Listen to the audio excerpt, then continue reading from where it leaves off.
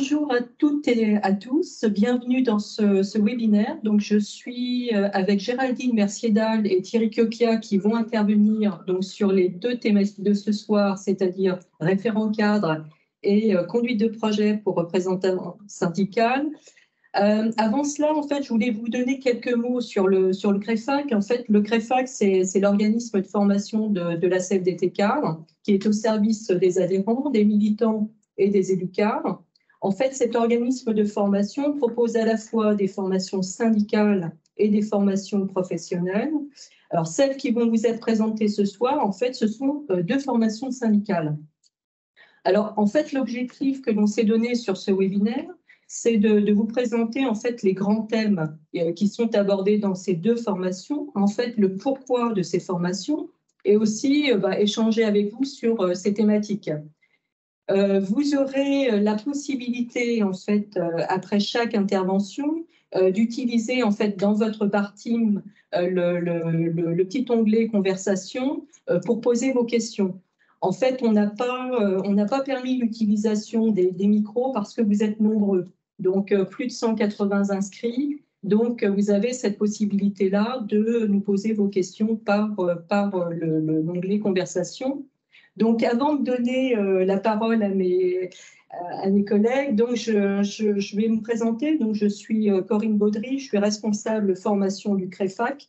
Je travaille principalement avec une équipe de formateurs internes, dont Géraldine et Thierry, qui sont des militants du secteur public et privé, mais aussi le CREFAC. Je travaille aussi avec des experts et des intervenants internes qui sont donc des membres de la CFDT Cadre et qui nous aident en fait à construire l'offre de formation CREFAC que l'on vous propose. Et c'est une offre CREFAC que vous retrouverez sur le site www.crefac.com. Voilà un peu pour l'introduction de ce début de ces deux webinaires. Maintenant, donc, je vais passer la parole donc, à Géraldine Mercier-Dalle.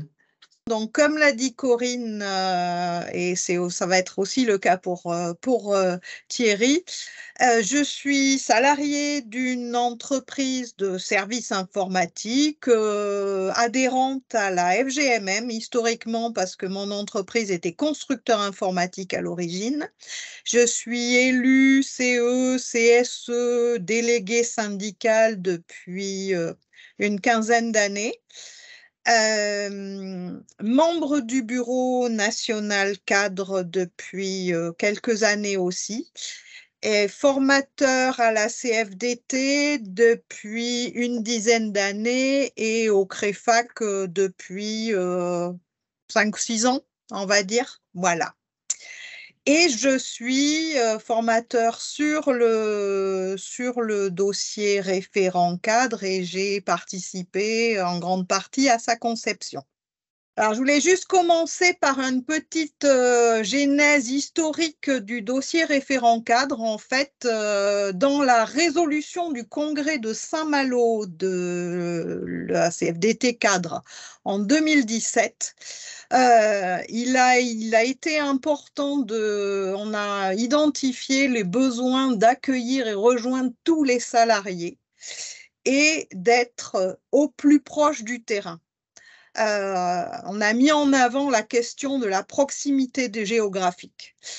Et pour ça, pour favoriser, on pourra l'envoyer le PowerPoint, oui, pour favoriser l'accueil des cadres et en particulier, puisqu'on était dans le congrès de l'UCC, et l'identification de toutes les problématiques qui pouvaient être associées à ces métiers, il a été identifié et décidé d'avancer dans la structuration de l'activité et de la gestion des cadres dans la maison CFDT et en particulier de mettre en place des référents cadres. Les référents cadres étant historiquement une notion qui avait été abordée dans une note de Bureau national de 2004. Mais qui n'avait quasiment pas été mise en œuvre en dehors de une ou deux fédérations dont je vous reparlerai après. À partir de cette résolution-là, l'activité et les objectifs de la CFDT cadre ont été adaptés en fonction de ce qui s'est dit et fait pendant le congrès confédéral de 2018, donc l'année suivante, où la Confédération a mis en avant l'importance de gérer les questions cadres. Et un autre élément est apparu dans la résolution de ce congrès-là, c'était l'ARC. Donc, je ne sais pas si vous avez tous entendu parler d'ARC, maintenant vous devriez. Et la question, donc, autour de ces sujets-là, il y avait la question de l'accompagnement. Et les référents venaient s'intégrer dans cette question d'accompagnement dont avaient besoin les ressources militantes et les adhérents. L'objectif étant de répondre au maximum aux besoins du terrain et que les adhérents militants puissent avoir accès à un accompagnement et à du support technique lorsqu'ils en avaient besoin de la façon la plus facile possible.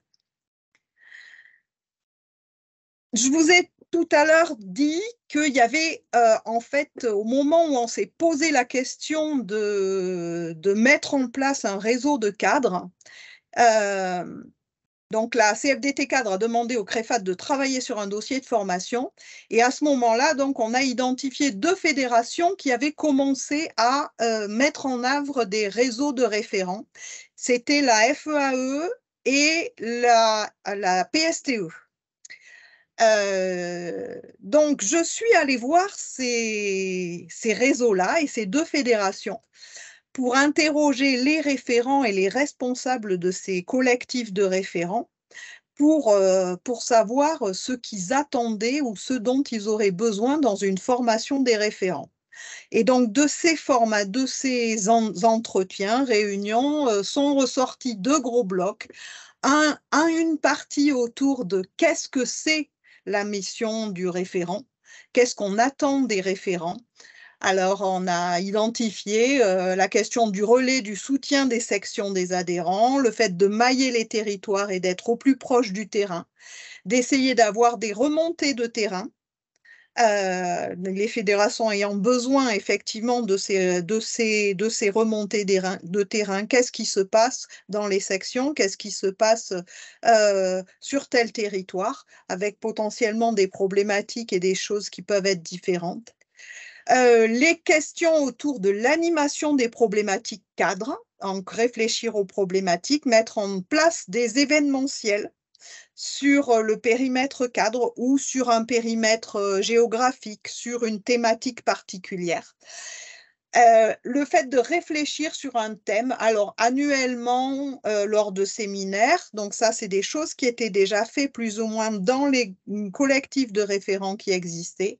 Le fait de pouvoir mettre en place des fiches actions autour de thématiques, donc là il y avait les questions du télétravail, de la déconnexion, des entretiens pro qui étaient déjà identifiés et qui pour certains étaient déjà travaillés il y avait déjà des supports qui étaient produits par CFDT cadre, mais l'important aussi était de pouvoir, pour ces collectifs, de pouvoir adapter ces contenus et ces spécificités à leur contexte métier, le contexte des fédérations. Donc ça, c'était un premier élément autour de qu'est-ce que la mission du référent. Et l'autre gros bloc était de quoi vous avez besoin. Et donc, de quoi vous avez besoin, on s'est retrouvé avec toute une série de demandes autour du rôle du référent, des outils et des moyens. Donc, qu'est-ce que c'est ma mission? Qu'est-ce que c'est un cadre pour la CFDT? Comment on anime un collectif à distance? Comment on utilise les réseaux sociaux? Comment on communique? Comment je peux construire mon réseau? Permettre des espaces d'expression, pouvoir s'adapter aux problématiques des uns et des autres, mutualiser mes vécus, mes expériences, comment je peux partager avec les copains ce que j'ai pu mettre en place, qui a fonctionné, qui n'a pas fonctionné, comment on organise un collectif, comment je sais où sont les cadres, quelle est la cartographie des cadres sur mon territoire. Est-ce que certains ont des compétences particulières sur lesquelles je peux m'appuyer si j'en ai besoin? Donc voilà, on avait ce genre de questions. Et puis, donc ça, c'était autour des rôles, des outils, des moyens. Un autre bloc autour de la spécificité des cadres. Donc, qu'est-ce qui accroche, quoi? Qu'est-ce qui fait que la population cadre est intéressée par un sujet ou par une communication?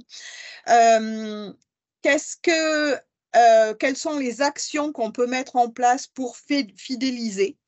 Est-ce qu'il y a une spécificité sur la population cadre par rapport à l'ensemble de la population? Et puis, un autre bloc autour des structures, c'est-à-dire les secrétaires de syndicats ou les structures mandantes des référents cadres. Qu'est-ce qu'elles attendent de moi? Je suis référent, je suis mandaté par un syndicat en tant que référent cadre. Qu'est-ce que la structure attend de moi?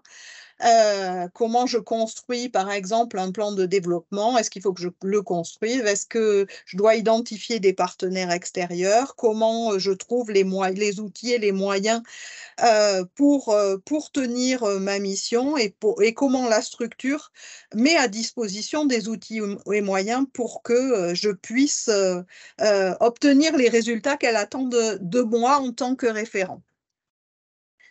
Et voilà, donc ça, c'était le périmètre et l'identification des besoins. Donc, à partir de ça, on a essayé de mettre en place une formation qui répondait à ces besoins-là. Formation qui a été, la première session a dû être faite en 2019. Donc, Corinne, tu me reprendras. Et qui est construite autour de 3 jours. Alors, en fait, d'abord, je vais vous faire les prérequis autour de la formation. Un minimum de connaissance du fonctionnement des structures, des outils, des moyens mis à disposition. Une expérience professionnelle de terrain. J'ai une spécificité. Je suis ou j'ai occupé une fonction cadre parce que c'est plus facile de partager et de porter un certain nombre de choses quand on est dans dans le collectif de pairs, en fait. Le public ciblé par cette formation, qui étaient les responsables politiques cadres des fédérations et des régions, qui sont en charge d'organiser des collectifs de référents et qui sont aussi dans le dispositif ARC en charge d'organiser et de former les accompagnants ARC et de mettre à disposition des ressources pour ces accompagnants. Et que les référents sont et des supports des accompagnants, peuvent aussi être accompagnants et sont potentiellement des supports techniques, donc inclus dans le C du conseil de ARC. Comme un support juridique, on pourrait avoir des référents cadres, support technique de certaines problématiques spécifiques. Et donc, les objectifs de la formation tournaient autour de, voilà, on a identifié le fait de comprendre ce qu'est un cadre pour la CFDT, situer le référent cadre dans l'organisation, répondre aux besoins des sections et des adhérents, participer à la construction des revendicatifs et aux projets de développement de la CFDT, préparer le travail intercession, parce que là, il y a un travail intercession, on va voir après sur le déroulé comment est construite la formation, et effectuer un retour qui permet aussi de construire des compétences autour de la mission. Donc, la formation est construite sur 3 jours. 2 premiers jours, c'est 2 jours, plus un 3e jour qui est à distance au moins à 4 mois des 2 premiers. La majorité des sessions ont été faites avec 2 premières journées en distanciel et une 3e en présentiel où le groupe se retrouve pour partager ce qu'ils ont mis en œuvre pendant entre les 2 premiers jours et la 3e journée. Par contre, on a adapté et on a pu faire du présentiel et en fonction des demandes et des besoins des structures ou des territoires.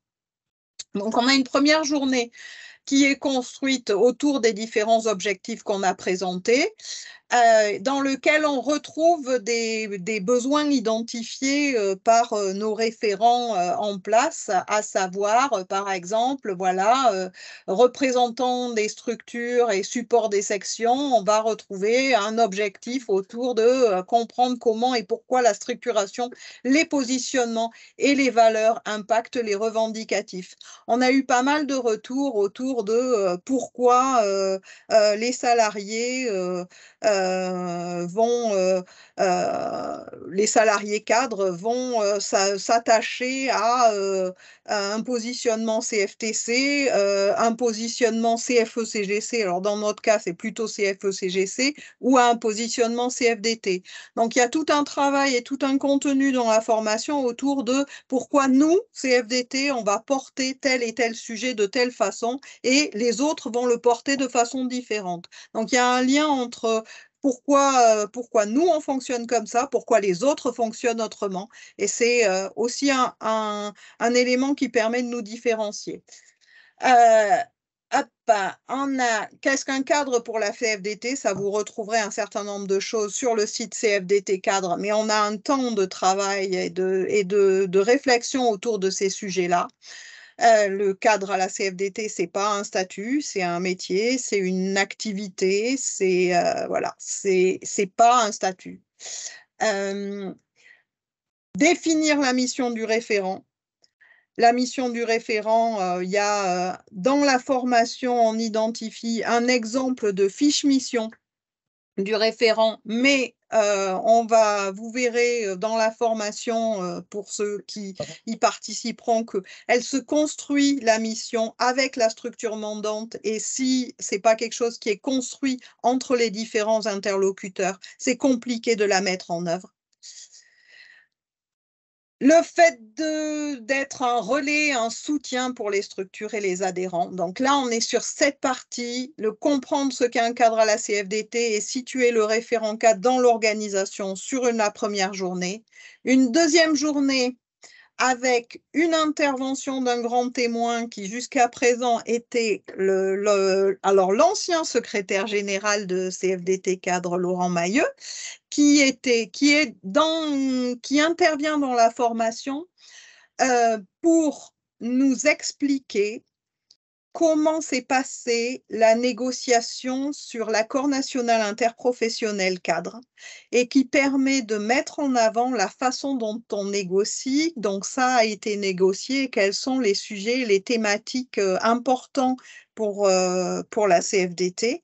Et comment on les a portés, comment on les met en avant. Donc ça, c'est une illustration par une expérience de négociateur et de responsable de la maison CFDT dans la mise en œuvre de nos objectifs. Donc, on retrouve, voilà. Et après, on a un certain nombre, là dans la question des remontées terrain, on en a là...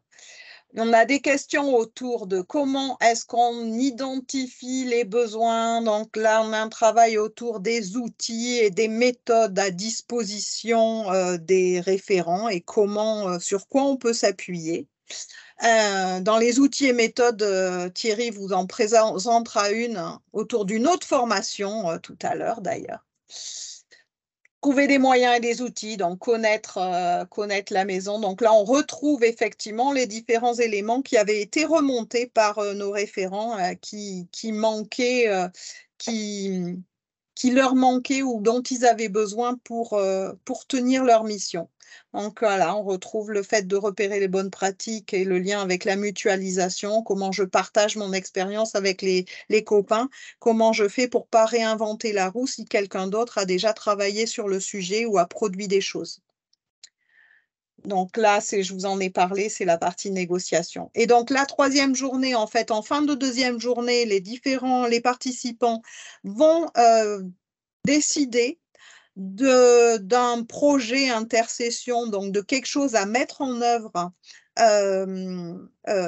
entre les deux sessions. Ça peut être organiser une rencontre de cadre, une rencontre thématique. Ça peut être le fait de se construire un réseau. Ça peut être le fait d'identifier la cartographie des cadres de leur périmètre. Ça peut être plein de choses. Et on se retrouve en troisième journée pour que les différents participants nous présentent ce qu'ils ont fait en intercession et qu'ils nous expliquent ce qu'ils ont trouvé facile, ce qu'ils ont trouvé difficile, qu'on partage ensemble ces éléments-là et qu'on essaie de trouver ensemble des solutions ou des outils pour permettre d'avancer et résoudre trouver des solutions pour contrer ces difficultés. Donc, il y a ce point-là. Et un deuxième point autour de la mutualisation.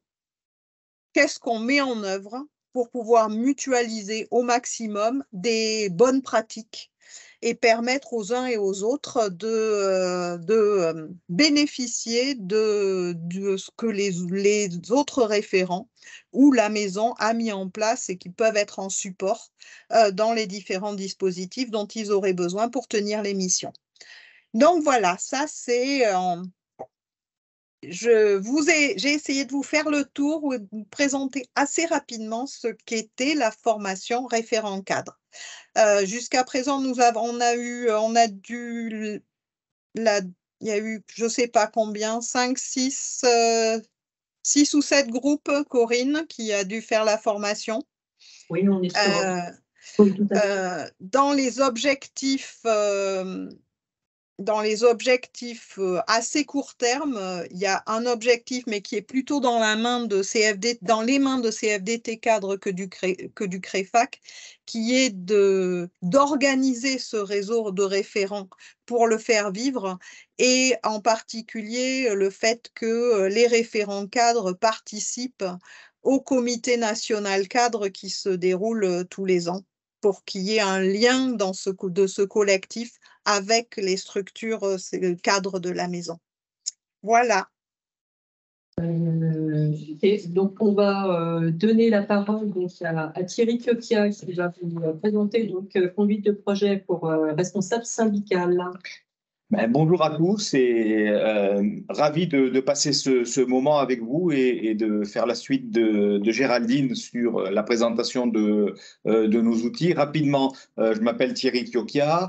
Je ne suis plus salarié d'entreprise classique comme Géraldine. Il y a très longtemps maintenant que je suis permanent syndical, mais il y a très longtemps que je fais de la formation mon activité principale. Mais à l'origine, ça s'entend peut-être encore un peu dans mon accent qui est résiduel. Je viens du Lot-et-Garonne où je travaillais dans l'entreprise Casino où j'étais vendeur de fruits et légumes. Voilà. Et le parcours syndical fait que aujourd'hui je me retrouve avec grand plaisir au CREFAC pour travailler à la diffusion des différents outils, à la citoyenneté, à la CFDT.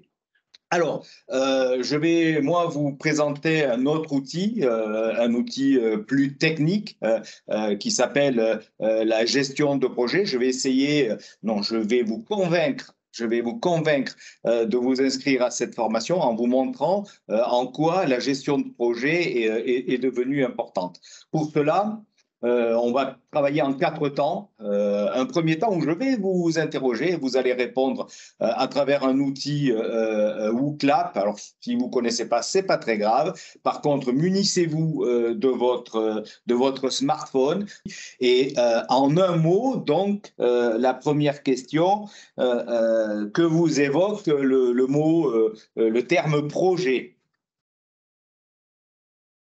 Voilà, 2-3 minutes pour répondre, il faut être assez réactif. C'est un brainstorming pour ceux qui ont l'habitude. Voilà, c'est parti. Je ne sais pas si vous voyez effectivement le nuage de mots se construire. Voilà, on va peut-être s'arrêter là pour ce qui est de cette première question. Merci à tous. Alors, bon, vous pouvez continuer éventuellement. Moi, je vais réagir à ça. Hein, et si vous le voyez comme moi, les mots qui ressortent, collaboration, équipe, coordination, organisation, pilotage, collectif, construire. Voilà, beaucoup de choses qui font qu'on voit que vous avez une vraie connaissance de ce qu'est la gestion de projet, de ce qu'est un projet. Voilà. Ok, super. On va passer à la deuxième question. Et donc, qui va être que quels sont cités un projet propre à votre entreprise. Voilà, là aussi, on voit bien que, et c'est ça exactement ça que je voulais vous montrer, que dans le monde professionnel, beaucoup de choses sont maintenant rattachées à des projets. On le voit dans la facilité dans laquelle se produit ce nuage de mots. Alors, moi, évidemment, je ne comprends pas forcément, si, il y a beaucoup de choses que je comprends, tous les projets qui sont cités là, mais ça vous parle à vous et c'est ça qui est important. Moi, je vais faire un focus sur… On voit bien que là, les mots qui ressortent sont quand même… il y a moins de choses qui apparaissent en gros, qui sont moins citées, et c'est normal puisqu'on est dans chacune de vos entreprises, si ce n'est la question de la réorganisation, de la restructuration, du temps de travail, de la digitalisation. Voilà, on voit que les projets sont présents dans vos entreprises. OK, très bien. Et maintenant, on va passer à la troisième question. On va basculer dans le monde syndical et dans le monde CFDT de la même manière, citer des exemples de projets syndicaux dans votre section, dans votre syndicat, dans votre structure syndicale. Voilà, mais oui, ça commence comme ça, évidemment, qu'on soit dans la fonction publique ou dans le secteur privé. La question des élections, en plus à la CFDT, on a vraiment mis ça sous forme de projet. Là aussi, on voit bien que même dans notre activité syndicale, la notion de projet semble être très présente parce que vous avez une facilité à énumérer tout un tas d'activités qui font certainement partie des projets de votre structure. Les principales restant toujours la question des élections, des négociations, éventuellement, autour de… OK. Super. Bon, voilà. On va s'arrêter là sur cet exercice-là et revenir de manière plus traditionnelle. Mon propos à la suite de cet exercice est de vous sensibiliser à la place que prend l'économie de projet dans la gestion aujourd'hui des entreprises en règle générale, mais aussi, vous l'avez démontré vous-même, dans le syndicalisme. En termes de chiffres, 2-3 chiffres, par exemple en Allemagne, aujourd'hui, 40% du chiffre d'affaires des entreprises est réalisé à partir de conduite de projets élaborés dans les entreprises. le rythme de l'économie de projet va s'accélérer. Par exemple, une enquête entre 2013 et 2025 démontre qu'en milliards de dollars, nous sommes passés du simple au double en matière de valeur créée par la gestion de projets. Tout cela sans tenir compte de la période de Covid et tout ce que cette pandémie a entraîné comme gestion de projets, comme projets nouveaux sur lesquels il fallait réagir assez rapidement. Alors, ce sont des millions de projets qui sont aujourd'hui en cours dans les entreprises et dans le monde syndical. Et s'il y a des millions de projets, bien, il faut des millions de chefs de projet. Et c'est un peu de ça,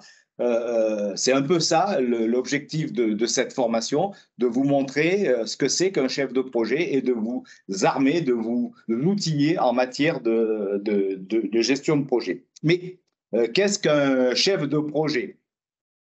Alors, un chef de projet, c'est une personne qui a des compétences et des comportements axés sur la gestion de projet ancrée, une gestion de projet ancrée et qui est aussi bien dévouée à l'objectif du projet, vous savez que quand on parle de projet, on va parler d'objectif, aussi bien dévouée à l'objectif du projet qu'aux moyens qui vont être déployés pour atteindre l'objectif final. Entre 1990 et aujourd'hui, la gestion de projet, ce n'est pas quelque chose de nouveau. On retrouve ça, par exemple, dans des Aristote. Alors, vous voyez que, mais il y a eu une accélération et entre 1990 et aujourd'hui, il y a une évolution. Jusque dans les années 90, nous étions très axés sur les outils. La planification, le financement, la gestion des risques, des choses comme ça. Et puis, petit à petit, la gestion de projet glisse vers des éléments plus personnels, plus rationnels. Les individus, quels sont les acteurs autour du projet? Quelles sont les cultures, les comportements, comment on communique? C'est tous ces aspects-là qui tendent à se développer. Alors, vous voyez que les cadres doivent devenir de vrais chefs de projet et à l'inverse, les chefs de projet doivent se comporter comme des cadres. Pour autant, peu de ces personnes, cadres ou non cadres, reçoivent la formation et les outils nécessaires pour mener à bien cette tâche. Il existe bien 1 ou 2 masters sur 1 ou 2 années pour des niveaux très élevés, mais pour le quotidien, pour de l'encadrement, pour tout l'encadrement que l'on connaît, il y a peu de temps dévolu à la formation, au partage de ces outils. Pour augmenter le taux de réussite des projets, il paraît évident que les compétences propres à la gestion de projet doivent être travaillées par les acteurs qui ont des projets à mener. Stratégie et réalisation de projets sont interdépendantes et doivent faire partie entièrement de cette formation. Pour devenir porteur de projet, ces chefs de projet ne doivent pas se laisser perturber, se laisser embêter par l'incertitude. Ils doivent apprendre à prendre des décisions rapidement avec des informations parfois très limitées. Ils doivent aussi, parce que c'est nécessaire, apprendre à savoir quand cesser une activité. Si un budget est dépassé, comment est-ce qu'on continue à emmener l'équipe, l'entreprise, le syndicat vers un gouffre financier alors que les objectifs du projet ne semblent pas réalisables? Les chefs de projet doivent proposer des méthodes d'action avancer lentement ou plus rapidement, s'ajuster à l'environnement qui leur est proposé. On le voit bien, hein, on l'a vécu ces dernières semaines avec tout le débat et toute l'activité, les revendications autour du débat sur les retraites. Les journées, par exemple, de mobilisation ont grandement perturbé notre travail quotidien et les projets en eux-mêmes. Voilà. Donc parfois, il faut ajuster, cesser des activités, en ajouter d'autres. Et c'est toute cette agilité dont ont besoin les porteurs de projets pour les faire avancer. Alors, au regard de tout ce que je viens de vous expliquer sur l'importance de l'économie de projet, sur cet essor grandissant de l'économie de projet, que pensez-vous que doit faire le mouvement syndical? Bien, proposer des formations. C'est ce que a mis en place déjà depuis plusieurs années ETUI, donc la structure de formation de la Confédération européenne des syndicats, parce qu'au niveau européen, nos responsables s'étaient rendus compte qu'il fallait rentrer dans cette dynamique et former les cadres syndicaux à la gestion de projets syndicaux. C'est cette formation-là que vous propose aujourd'hui le CREFAC pour travailler autour de ça. Alors, pour la formation dure 3 jours et pour vous accompagner dans cette formation, au-delà de ma personne. Moi, j'ai pas mal développé mon savoir sur la gestion de projet et je continue parce que c'est indispensable, c'est toujours quelque chose qui avance. Je suis accompagné d'un autre militant qui s'appelle Benoît Vienne, qui lui vient de la SNCF et qui a eu la chance, lui, d'être porteur de projets relativement importants dans son entreprise. Alors, je vais en citer 3, je lis là parce que du coup, je ne les connais pas par cœur, ne m'en veux pas Benoît. Des projets de construction d'un atelier pour la SNCF. Il a été maître d'œuvre sur des projets d'électrification des lignes et il est certifié depuis 2023 comme accompagnateur en création d'entreprise. Alors, vous voyez qu'aussi bien au sein de la SNCF, mais aussi plus largement dans ses autres activités, Benoît a une grande connaissance assez fine de ce qu'est un projet, de comment il se met en place. Voilà. Donc, j'espère que cette présentation rapide de l'importance du projet et de qui va l'animer va commencer à vous donner envie d'aller voir plus précisément ce qu'il y a dans cette formation. Et donc, on va maintenant de nouveau partager l'écran et utiliser un autre outil qui s'appelle Geniali pour vous décrire cette formation. Voilà. Donc, conduite de projet pour responsables syndicaux. Donc, effectivement, on va vraiment travailler à partir de vrais projets syndicaux.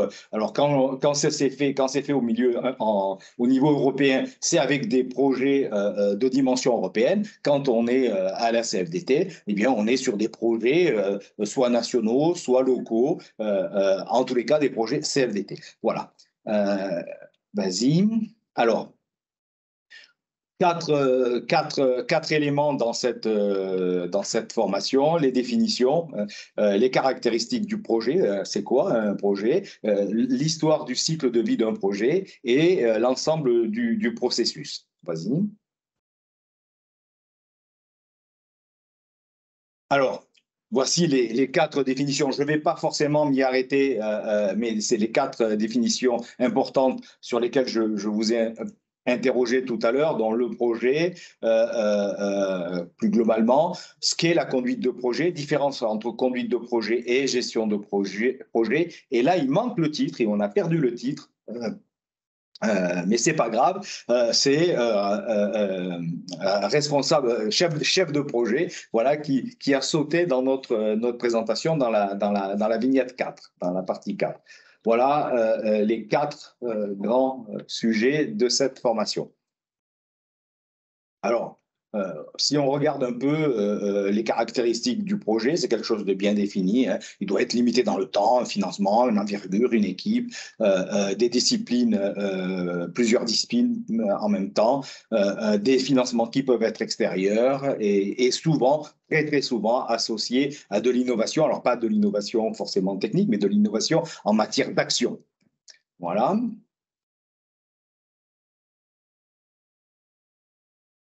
Alors, le processus en lui-même, hein, le cycle de vie d'un projet se décline en plusieurs parties. Une partie initiation, toute la partie où on va brainstormer sur comment, à quoi peut servir le projet, comment on s'y prend, c'est quoi les objectifs.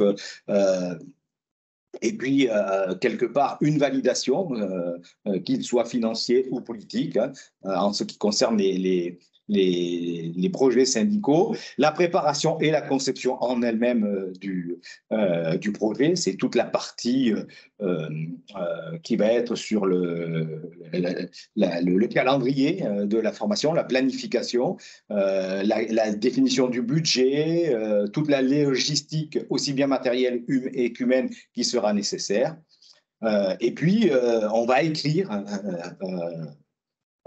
en plusieurs étapes ce qu'on appelle le plan du projet ou le canevas du projet. C'est deux outils qui se complètent et qui permettent d'avoir un suivi très propre de l'ensemble du processus. Et puis la conclusion d'un projet qui est le contrôle. Hein, est-ce que effectivement le projet tel que il s'est déroulé, il a atteint les objectifs qui étaient ceux qui étaient visés.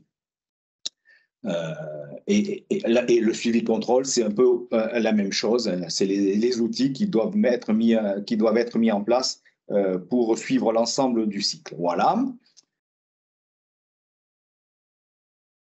Donc, la gestion de projet, hein, c'est un processus de coordination, d'outils et, comme je le disais tout à l'heure, d'êtres humains, de moyens qui doivent être mis en synergie. Vas-y. Voilà. Donc, on va... Ouais, fais tout passer, c'est plus facile pour moi.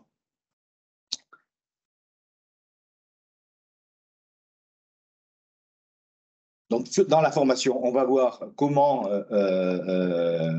les différentes étapes de la construction du processus, tout ce qui va être de la réunion de lancement, la définition des tâches, et puis la planification des tâches à travers des outils, Gantt, PERT par exemple, la constitution d'une équipe pluridisciplinaire avec une matrice de répartition ou d'attribution des tâches, tous les outils de communication qu'il est indispensable de mettre en place aussi bien en interne qu'en externe. Et puis, dernière partie, les critères d'évaluation pour vérifier l'atteinte des objectifs. Je regarde le temps en même temps pour vous laisser du temps. Voilà, alors ça, c'est à l'issue des 3 jours. Hein, ben voilà un peu ce qui est visé, comprendre les caractéristiques clés du projet, examiner comment l'efficacité et la conduite de projet peut contribuer au travail syndical, hein, on est focus travail syndical, comprendre les outils et les techniques qui peuvent vous servir aussi bien dans l'activité syndicale que dans vos activités professionnelles et voire plus loin dans vos activités familiales aussi, et être en mesure d'identifier bien sûr les projets syndicaux qui nécessitent une telle ingénierie. La méthode pédagogique, vous l'aurez peut-être compris à travers cette présentation entre le WooClap et le Geniali, c'est quelque chose d'assez dynamique, en tous les cas, on l'espère, axé sur vos connaissances, c'est vous qui travaillez, les animateurs, eux, étant chargés simplement de mettre en ordre un petit peu l'ensemble des connaissances des stagiaires. C'est ce qu'on appelle de l'éducation populaire, hein, à la CFDT, nous sommes porteurs de ça, et à ETUI assez aussi quand même là-dessus. Et ce qui fait que cette formation est très vivante pendant les 3 jours qu'elle dure. Voilà. Donc, les dates des formations, vous les aurez sur le film, mais de mémoire, il y en a une en juin assez rapidement. Donc là, il faut réagir assez vite pour vous inscrire. Si j'ai réussi à vous convaincre, et je n'en doute pas, de participer à cette formation qui aura lieu pour le coup à Bolivar, ici. Donc n'hésitez pas à rentrer en contact avec nous. Et puis, il y a une deuxième session qui est prévue en septembre. Pour conclure, donc vous pouvez effectivement vous inscrire via le site du CREFAC et à la suite de votre préinscription, donc on vous enverra donc les documents vous permettant de recevoir en fait tous les éléments, programmes, etc. Voilà ce que je peux vous dire. Il y a plusieurs tarifications. Hein. Vous avez une tarification, voilà, justement, financement de la formation. Donc, c'est une tarification soit syndicale. Donc, on est sur 100 €, donc la formation. Le tarif CSE, c'est 720 et vous avez aussi la possibilité de le faire financer par votre entreprise. Et là, c'est, je crois, c'est 920 ou 960. Voilà. Donc ça, c'est des tarifs que vous retrouvez aussi sur le site du CREFAC. Voilà ce que je peux vous dire. Et si on veut s'inscrire en novembre, c'est tout à fait faisable. Donc, voilà, vous pouvez vous préinscrire donc, sur le site. Vous nous envoyez, donc, vous allez avoir un formulaire à remplir. On aura vos coordonnées. Et à la suite de ça, donc, l'assistante de formation du CREFAC vous enverra donc, les éléments avec bulletin d'inscription. Donc, et puis, une fois que le financement est accepté par votre financeur, soit le syndicat, le CSE, l'entreprise, eh bien, on vous envoie une convention de formation et le programme, la convocation, etc. Donc voilà, juste une petite info, c'est que la formation, donc conduite de projet pour responsable de Saint-Dispo de novembre, ne se fera pas sur Paris, mais elle se fera donc au centre de formation de Biarville. Donc c'est un centre de formation qui est proche des Tempes. Donc voilà pour l'info sur la session de novembre. Et sachez aussi qu'on prend en charge, si votre syndicat ne peut pas prendre en charge les frais logistiques de la formation, on peut les prendre en charge sur note de frais avec justificatif. Voilà, donc voilà un peu pour les éléments concernant l'administration de nos formations. Et sachez aussi que nous sommes dans une démarche qualité pour une certification Calliope. Il y a une question concernant la distinction entre la formation du secteur public et la fonction publique territoriale. Même préciser fonction publique territoriale notamment. Enfin, pour ce qui est de la formation conduite de projet, il n'y a pas de distinction parce qu'un projet reste un projet. Les règles du processus de projet restent les mêmes, quel que soit le secteur d'activité. Et au cours de la formation, on peut facilement s'en rendre compte. Sur référent cadre, c'est Géraldine. Pas plus. Non, c'est un fonctionnement de structure et de support métier ou d'activité. Donc, les connaissances des métiers sont importantes, mais c'est ce que j'ai dû partager dans un des retours. Un des éléments importants dans la mission du référent, c'est de se construire un réseau et des outils. Donc, comme dans la question de l'accompagnant ARC, on ne sait pas tout, mais l'important, c'est d'arriver à trouver à qui on peut demander si on ne sait pas et d'aiguiller les personnes où il y a les compétences et où il y a les questions. Donc, voilà, c'est pas… la diversité est une richesse. C'est un des éléments de la maison. Les fonctions publiques apportent autant que le privé dans les compétences de la maison. Il y a une question autour du CPF. Non, en fait, nos formations ne sont pas pour l'instant éligibles au CPF. Alors, par contre, pour préciser tu disais tout à l'heure, Corinne, l'histoire les tarifs de formation, quand votre syndicat ne peut pas prendre en charge les frais de déplacement et que c'est le CREFAC qui est en support, c'est pas un coût additionnel par rapport aux tarifs qui étaient annoncés par Corinne. Ils sont pris en charge de façon additionnelle, les frais de formation. Je dis pas de bêtises, Corinne. Voilà, les frais de déplacement. Les frais de déplacement sont effectivement pris en charge si votre financeur ne les prend en charge, selon bien entendu un barème que l'on vous remet en fait lorsque vous remplissez votre bulletin d'inscription. En tous les cas, si vous avez des questions, n'hésitez pas à nous interpeller les uns et les autres via le site, par téléphone. On se fera un plaisir de vous répondre en attendant d'avoir le plaisir de vous accueillir. Écoutez, on vous remercie. Il y a l'initiale du CREFAC. Regardez, une dernière question. Vas-y.